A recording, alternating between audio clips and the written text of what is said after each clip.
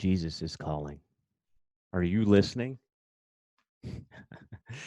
Oh man, this is crazy. I tried to get this thing popping through Zoom and Facebook Live. That didn't work.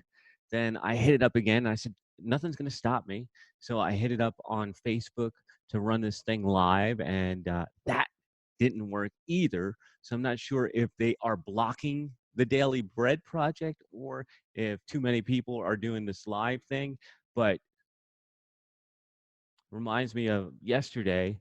One of our friends and clients, Erica Sherwood, uh, messaged me on the video and said, "Thanks for showing up every day. Really love your leadership."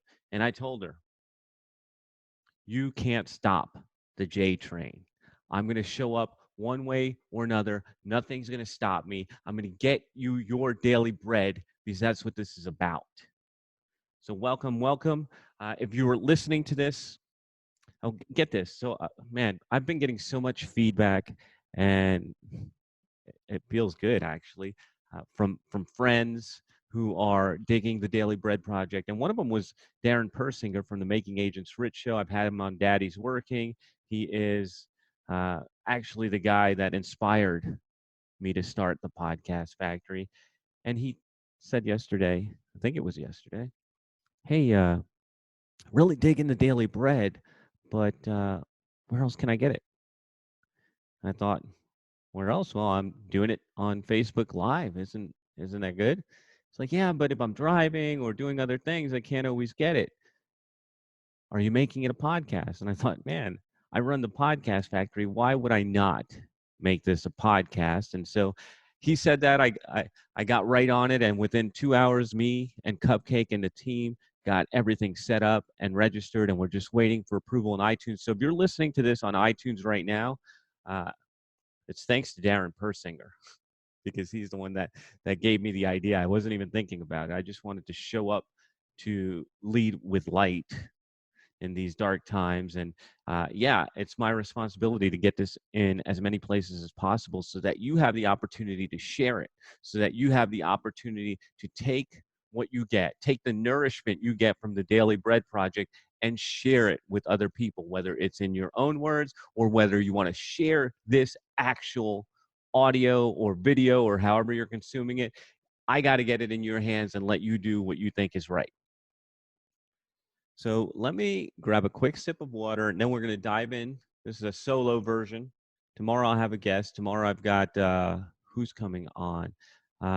James Pollard from the Financial Advisor Marketing Show. We're going to talk about positivity and productivity as we're in lockdown. But today I'm going to get spiritual with you again because that's kind of my favorite thing right now.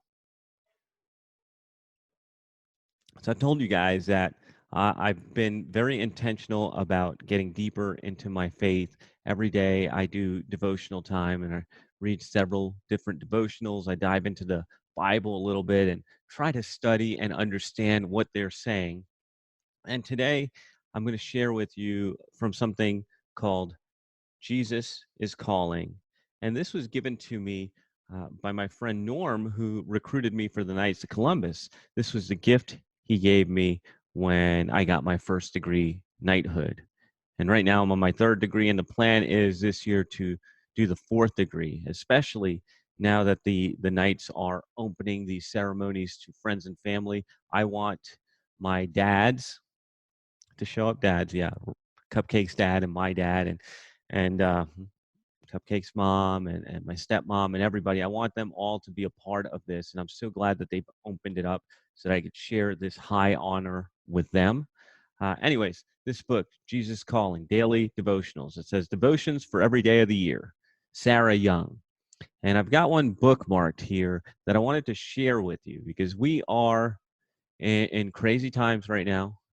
And I want to give you tools that you can use in these dark times to find the light, to be the light, and to share the light. So today I'm calling this Gratitude Gives Gifts. And I'll explain that in a second, but first let me read. And this was from March 20th, obviously dating this show, but It was a few days ago when I read this and I bookmarked it, and I wanted to have the time to share it with you. Thank me for the glorious gift of my spirit. This is like priming the pump of a well. As you bring me the sacrifice of thanksgiving, regardless of your feelings, my spirit is able to work more freely within you. This produces more thankfulness and more freedom until you are overflowing with gratitude. I shower blessings on you daily, but sometimes you don't perceive them. When your mind is stuck on a negative focus, you see neither me nor my gifts. In faith, thank me for whatever is preoccupying your mind. This will clear the blockage so that you can find me. And if you want to know the readings that go with this, it's 2 Corinthians 5:5 and 2 Corinthians 3:17, and lastly, Psalm 50:14. Gratitude. That's what we're talking about today, being grateful. And I imagine that right now it's harder than ever if you're watching the media, if you're talking to negative people, if you're social distancing. It might feel hard to find things you're grateful for. But one of the best things I ever did in my life, and this was back in 2010, I went to Costa Rica. I was hanging out in the jungles of Costa Rica with a crew of internet marketers. We were doing a campaign for a hotel over there, and the leader, he told me about this gratitude practice, and I want to encourage you to do this. And this is the best time if you're if you're locked down and you're looking for things to fill the time. Get away from the TV, get away from Netflix, and start journaling. And one of the best things I ever did, and this is actually how I started journaling, was to start a gratitude journal. And the guy in Costa Rica, he told me, hey, every morning, every night, start with 5 things you're grateful for. It could be the great cup of coffee you're drinking right now, it could be a good night's sleep.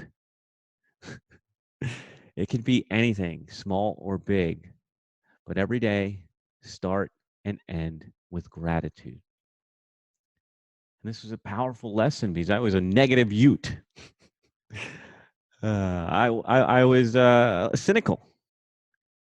And this exercise helped me realize all the blessings that I had in my life. And there was so many, like Cupcake and this business and my friends. And the list kept growing year after year. And today I make it a point to not only write what I'm grateful for, and writing it is very powerful. That's why I recommend that you start a gratitude journal, because writing it is very powerful. But the other part that's even more powerful, and we just heard it here, this produces more thankfulness and more freedom until you are overflowing with gratitude. When you're overflowing with gratitude, you share it with the people around you. Just like I'm grateful that you're tuning in, and I'm grateful for those of you that have shared the Daily Bread Project with other people. I'm grateful to my team. I'm grateful to my clients. I'm most grateful to God for giving me this light and giving me this platform to share with you. When you are overflowing with gratitude, you can't help but share it with the people around you. And it is a beautiful thing. It's a beautiful thing. Even now in these tough times, we had a big, big, big expense in our real estate business. It's the kind of thing that could cripple people, did not cripple us, kind of hamstringed us a little bit. But I even found a reason to be grateful for that. And I shared it with Cupcake. She's like, yeah, you're right. I was just grateful that it happened before all this coronavirus stuff came, because we don't know if people would have been working. We don't know if we would have had backup. We don't know what kind of trouble we were in. So it was good that we got into trouble early. Yeah, it sounds weird, but you can find things to be grateful for every day, every way. You just have to look for them. You just have to be aware. I want to go back to this. I don't know why I put it down in the first place, but listen to this and really think about it. I shower blessings on you daily, but sometimes you don't perceive them. It's easy to miss the blessings you have, but it's even easier to be aware of them by doing this gratitude journal that I'm recommending to you. You don't even have to do 5 and 5. That's a lot. 3 and 3. That's what I usually do is in my journal, 3 things in the morning, start my day, 3 things I'm grateful for, write them down. At night, before I end my day, I'm closing out my journal, 3 things I'm grateful for. And I just look around and see so much abundance, so much happiness, so much joy around me that I can't help but be filled with it and overflowing and share it. I'm sure you can see that. If you work with me, I hear it from our clients, I hear it from our team. It's love, baby. So the idea today is gratitude gives gifts. And it's actually a little deceiving because gratitude itself doesn't give gifts. What it does is give you the awareness of all the gifts you have around you. So today, immediately, right now, grab a pen and paper, write 3 things you're grateful for, practice this every day, and I promise you, you will have a life full of gifts, a life full of joy, and a life full of love. That's what I have for you today on the Daily Bread Project. Love you guys. Mean it. See you on the next one.